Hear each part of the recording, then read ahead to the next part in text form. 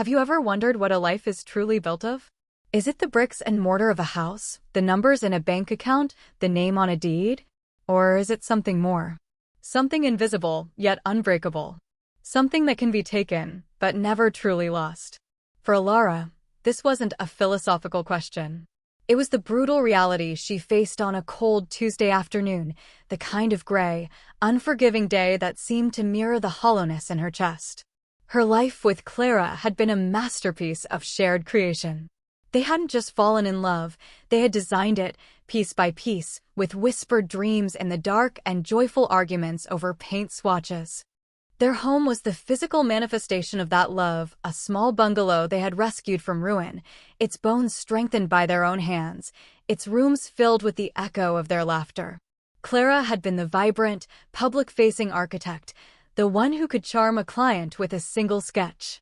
Alara was the quiet structural genius, the one who made sure the beautiful dreams could actually stand, her brilliance a steady, unseen foundation beneath Clara's soaring vision. They were two halves of a perfect whole.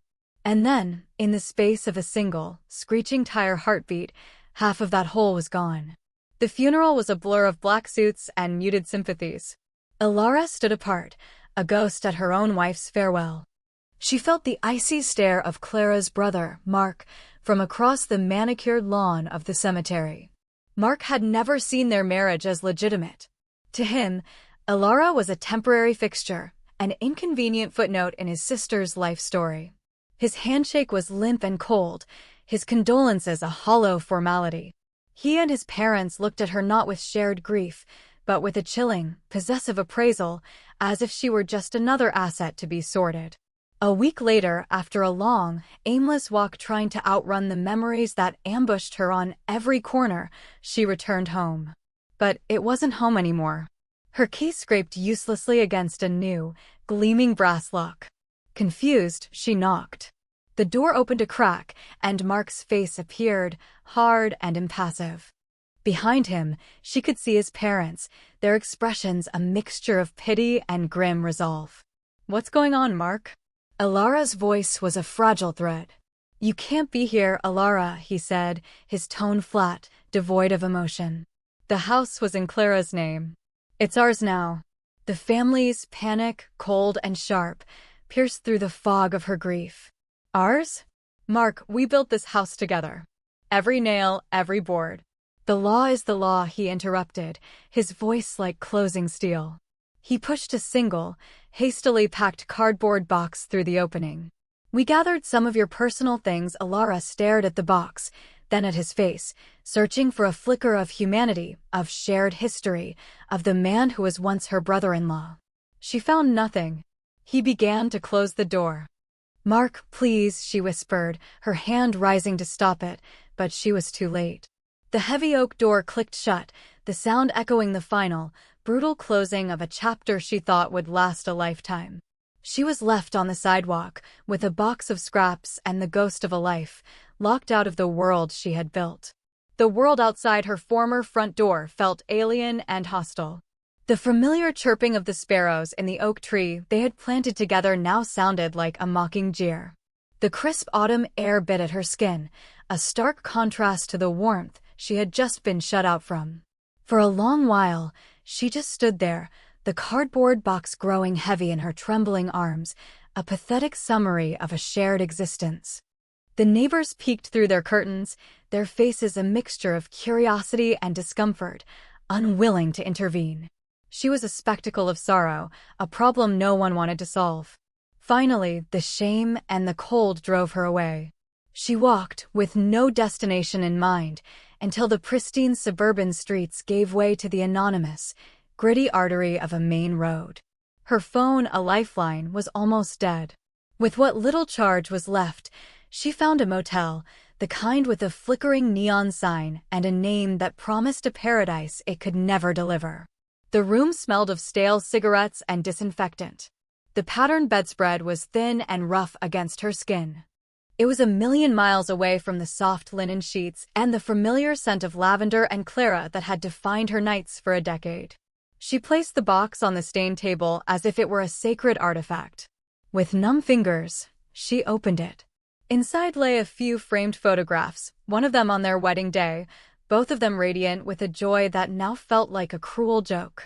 There was Clara's favorite faded university sweatshirt, which still held the faint, ghostly scent of her perfume.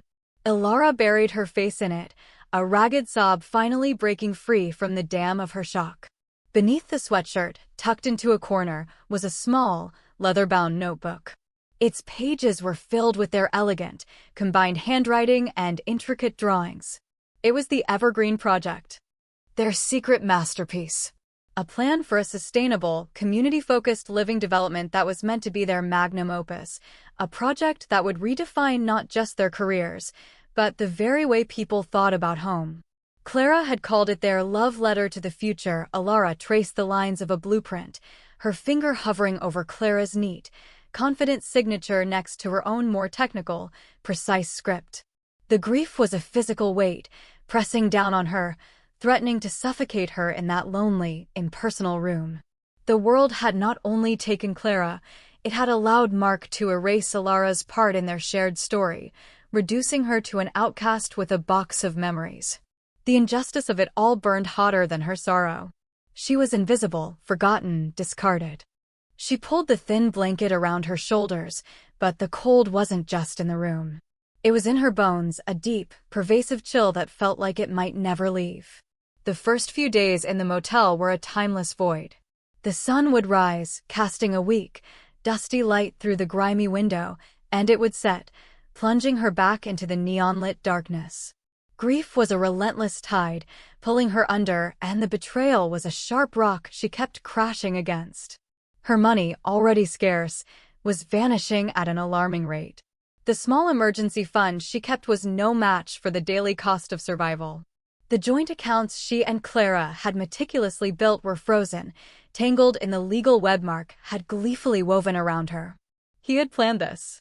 He had waited for the moment Clara was gone to dismantle not just Ilara's present, but her future as well. She was running out of time, running out of hope. On the fifth day, when the hunger pangs became too loud to ignore, she forced herself to sit up and truly look at the contents of the box again. She picked up the leather-bound notebook. Flipping through its pages was like walking through the architecture of her own heart. Here was the initial sketch for the central community garden, drawn on a napkin during a rainy day at a cafe.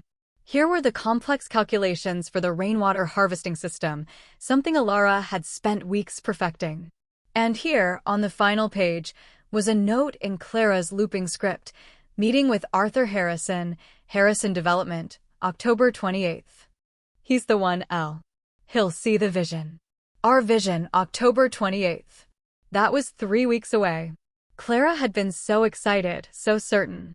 He's tough, they say, Clara had told her, her eyes sparkling with challenge, but he's tired of soulless glass boxes. He's looking for something with a heart.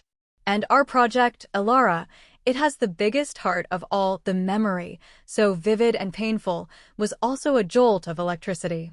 Mark thought he had taken everything. He had taken the house, the money, the social standing. But he hadn't taken this. He didn't even know it existed in its complete form. This notebook contained their shared soul, their combined genius. It was the one piece of their life that Mark couldn't touch, couldn't taint, couldn't steal. A flicker of something that had felt dead for days began to stir within her. It wasn't hope, not yet. It was something fiercer. It was defiance. They had locked her out of a house, but this project was a home for hundreds. They had tried to make her invisible, but these pages were the proof of her existence, of her contribution, of her worth. She would not let this die with Clara. She would not let Mark win. With a resolve that surprised even herself, she closed the notebook. She would make that meeting. She would walk into Harrison Development, and she would pitch the Evergreen Project herself. It wasn't just about honoring Clara's legacy anymore. It was about claiming her own. The headquarters of Harrison Development was a monument to power and wealth.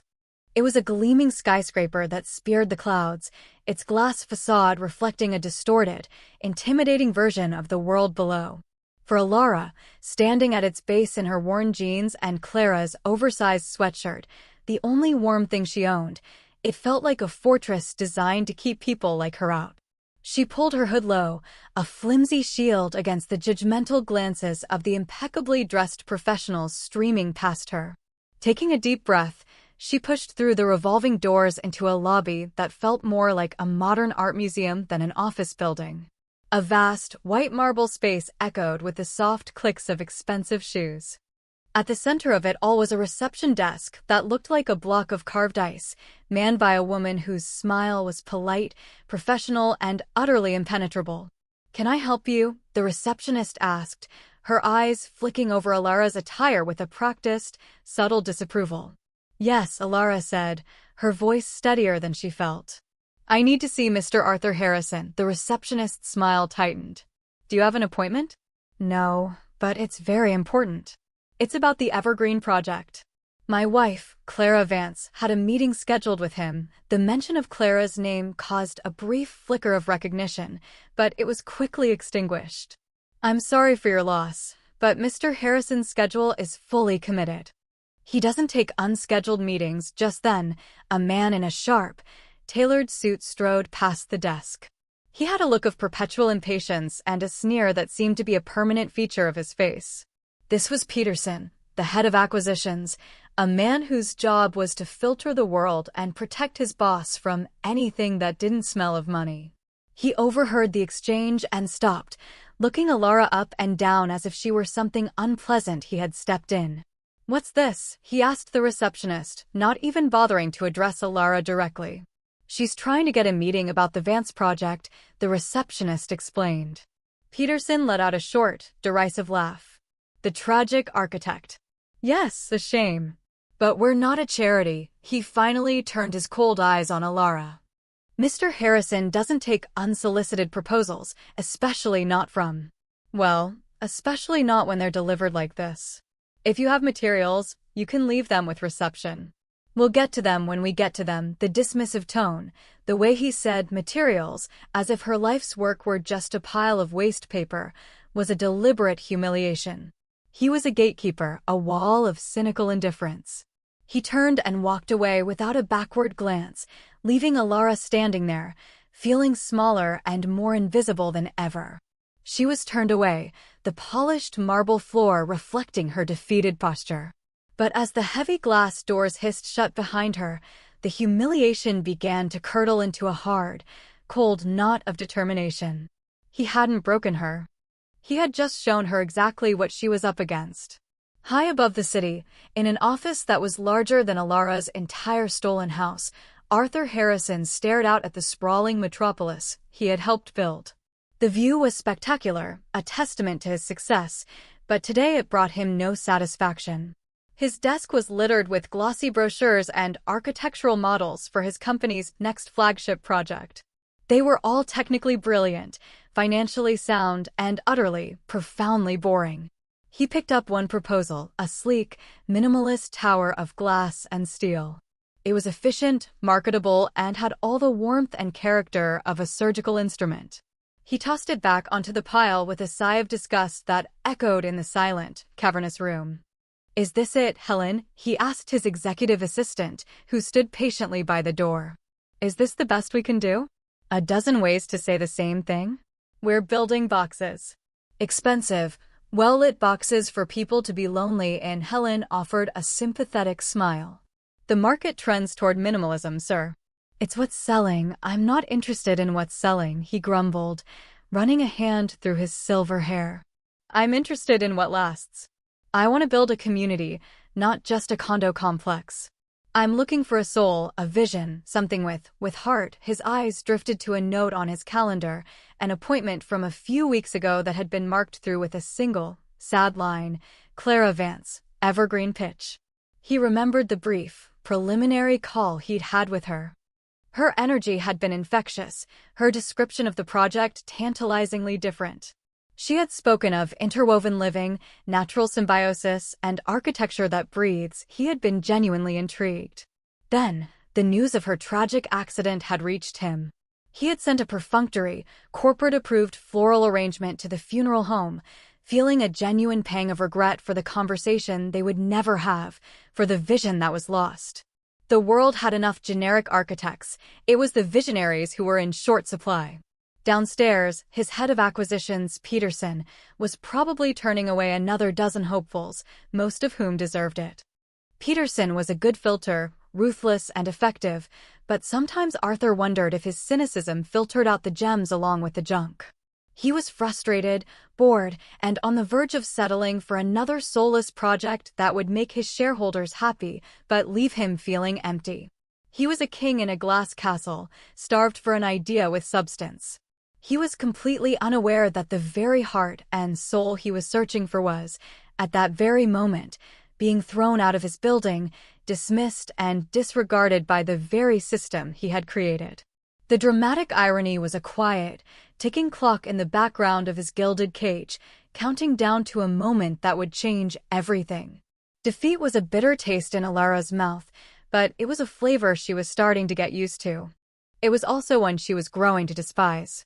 She walked away from the gleaming tower not with her head hung low, but with her jaw set in a tight, determined line. The gatekeeper had sneered at her, but a gatekeeper's job is just to guard a gate. There was always another way in. That evening, back in the gloom of her motel room, she formulated a new plan.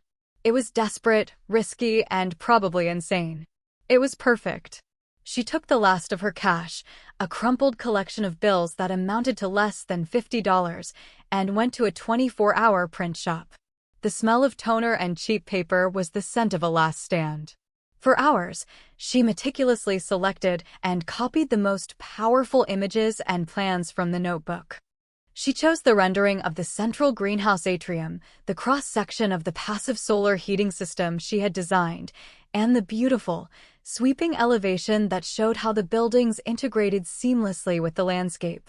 She compiled them into a slim, professional-looking portfolio, a silent, eloquent testament to her and Clara's vision. Her next step was information.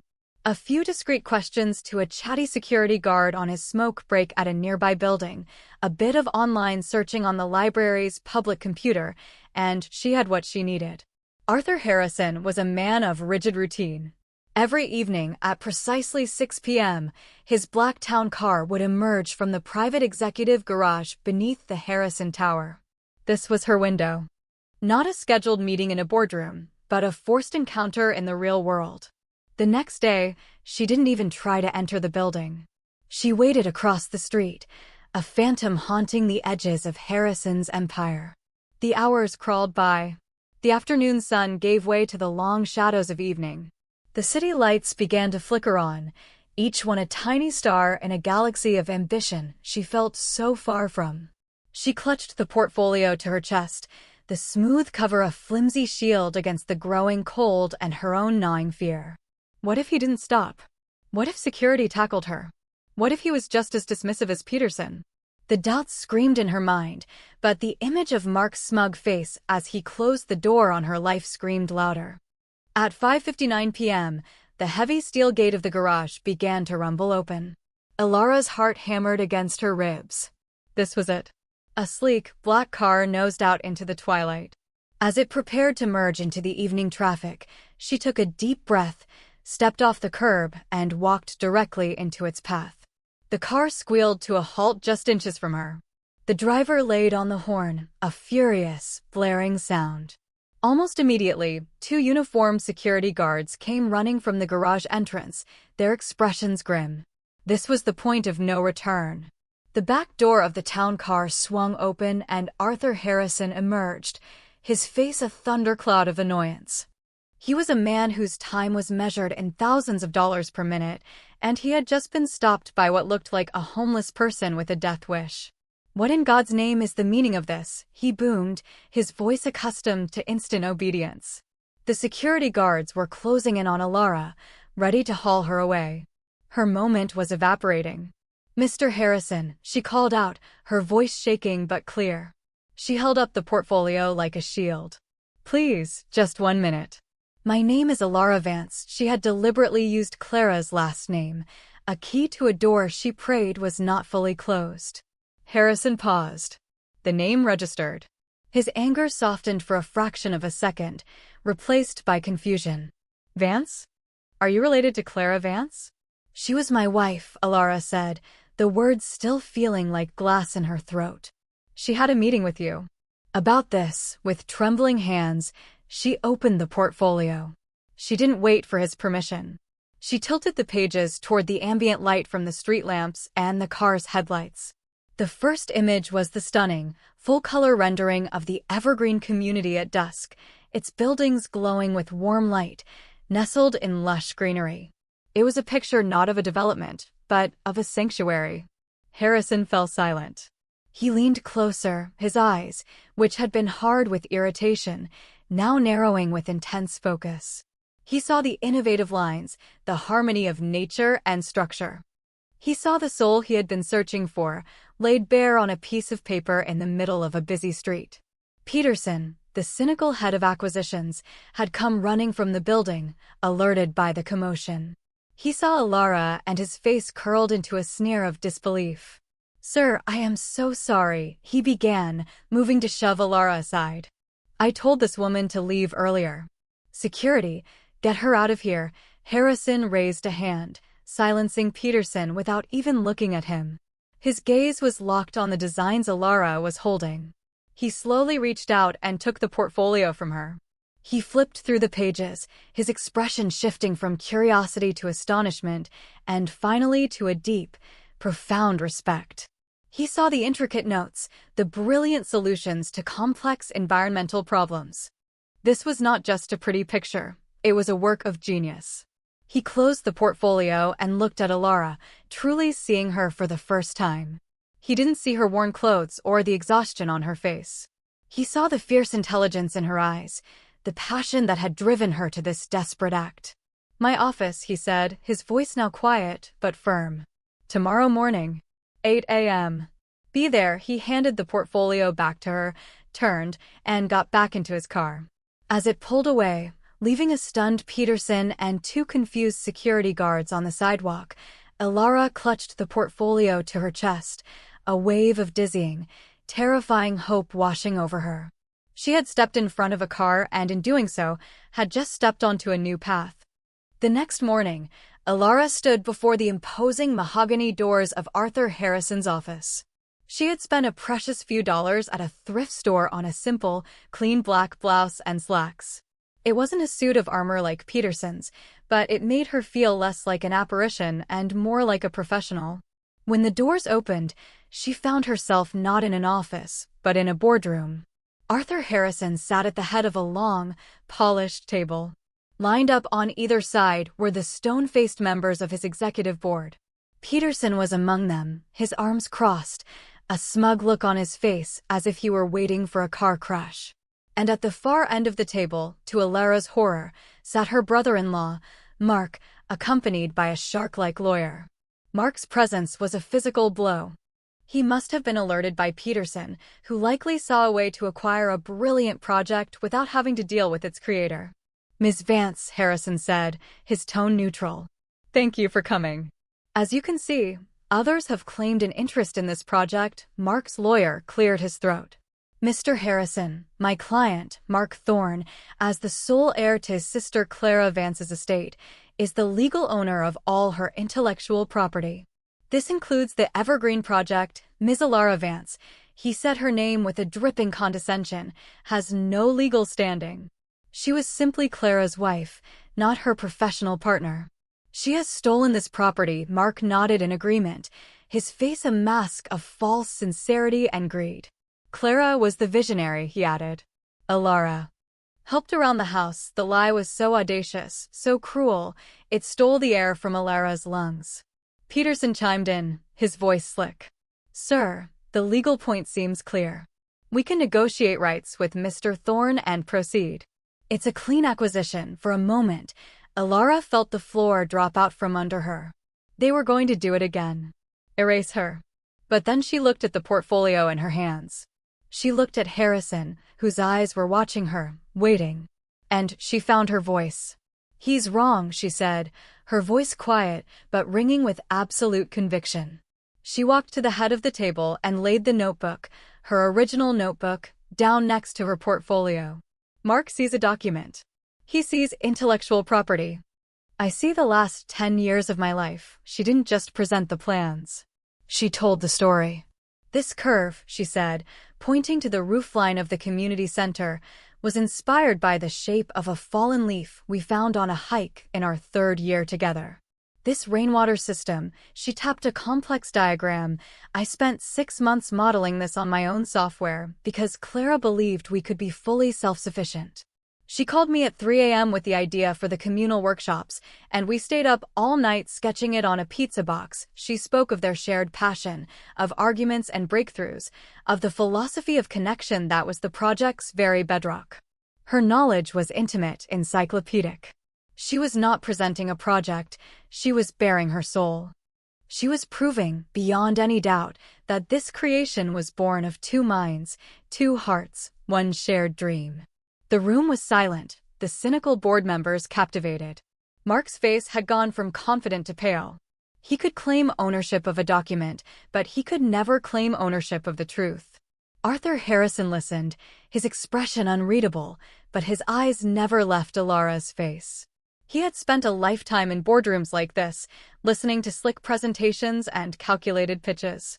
He knew artifice when he saw it, and he knew authenticity when it was laid bare before him. What he was witnessing was not a pitch for a building, it was a testament to love, partnership, and creation itself. When Alara finished, a profound silence filled the room. The only sound was the faint hum of the city far below. Peterson shifted uncomfortably in his seat. Mark's lawyer began to shuffle his papers, preparing a counterargument, but the words died on his lips as Harrison slowly stood up. He walked over to the table and picked up the worn leather notebook. He handled it with a reverence that stunned the room. He looked at the intertwined handwriting, the faded coffee stains, the tangible evidence of a shared journey. Then he turned his gaze to Mark. His voice, when he finally spoke, was not loud, but it carried the weight of absolute authority. "Mr. Thorne," he began, his tone lethally calm. "Your sister was, by all accounts, a visionary architect. I regret I never had the chance to meet her." He paused, letting the weight of his words settle. "But a vision is just an idea. It takes work, passion, and a deep, cellular-level understanding to give it a soul. This project has a soul. And it is clear to everyone in this room that it was born from 2 creators." He looked directly at Alara, then back at Mark. "You see a property to be claimed. A financial asset to be leveraged. He gestured to Alara, sees a legacy to be honored. She sees a promise to be kept." Harrison turned to his board. "Harrison Development is not in the business of building soulless boxes, and we're not in the business of profiting from greed and theft." The color drained from Mark's face. Peterson opened his mouth to object, to speak of legalities and shareholder value, but Harrison cut him off with a look that could freeze fire. "Peterson, you're fired. Your cynical, short-sighted brand of thinking is precisely what I am trying to purge from this company." He then turned back to Mark and his lawyer. "As for you, get out of my building. If you attempt to file any legal claim against this project or Ms. Vance, I will bury you with a legal team that will make you wish you had shown an ounce of human decency." Security guards, who had been waiting silently by the door, stepped forward. They escorted a stunned, sputtering Peterson and a completely shattered Mark from the room. As Mark was led away, his face was a contorted mask of disbelief, fury, and the slow, agonizing dawn of regret. He had gambled everything on his greed and lost spectacularly. He hadn't just lost a lucrative project, he had spat on his sister's memory and cemented his place as the villain in a story where he could have been a grieving brother. The door clicked shut behind him, an echo of the one he had slammed on Alara, a final, damning judgment. Harrison then turned to a teary-eyed, trembling Alara. "Ms. Vance," he said, his voice now gentle, "let's build your project." The months that followed were a whirlwind of creation. The site for the Evergreen Project, a forgotten tract of land on the edge of the city, bloomed into a hive of activity. The air, once still and silent, now hummed with the sounds of progress, the whine of saws, the clang of steel, the shouts of a crew working with a shared sense of purpose. At the center of it all was Alara. She was no longer the invisible woman in a worn-out sweatshirt.